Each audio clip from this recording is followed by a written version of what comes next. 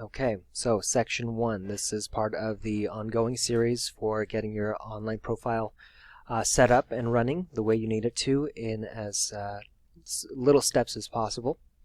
So if you've seen the intro, you'll know that this is for folks that, one, are interested in getting an online presence, and those that have just signed up, what are the very next steps to make sure that everything's up and running and you can just start doing some outreach and getting people to your website and gathering that data.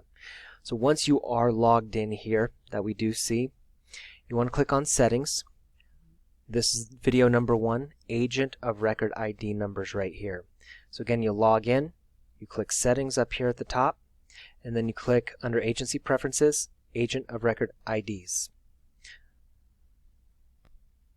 The reason why this is so important is because when somebody does fill out an application and it is online online enrollment capable, you want to make sure that that application that goes directly to the carrier has your agent ID stamped on there so you do get credit. So if you're not appointed with a carrier, then don't put that information in your agent ID.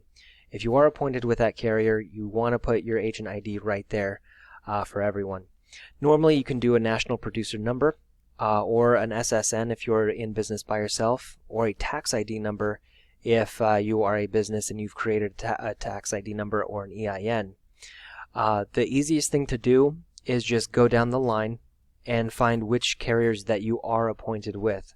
So for example, if you are appointed with Blue Shield on the exchange, and let's say you got appointed with Covered California, then that means you would be appointed with Blue Shield of California on and off exchange. You can just put in your social right there, and actually you can copy and paste. So what you can do is just go down the line. Once you see the carrier that you are appointed with, and if you do sell that product, just copy in your tax ID number or your social.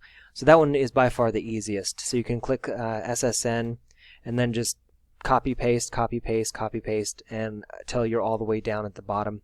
Once you are done, then you want to click Save Changes, and that's it. So the Save Changes down at the bottom is what you want to click when you're all completely done with this. There we go. So changes have been saved. So again, the main reason why you want to do this is so when the application goes to the carrier directly, for those carriers that do have the online application capabilities, when a consumer goes online and applies and maybe they don't talk to you at all, they just go right to your website and apply for that coverage. When it goes directly to the carrier, it stamps your agent of record ID right on there, and you get the credit as well, and you get notified when the case is approved.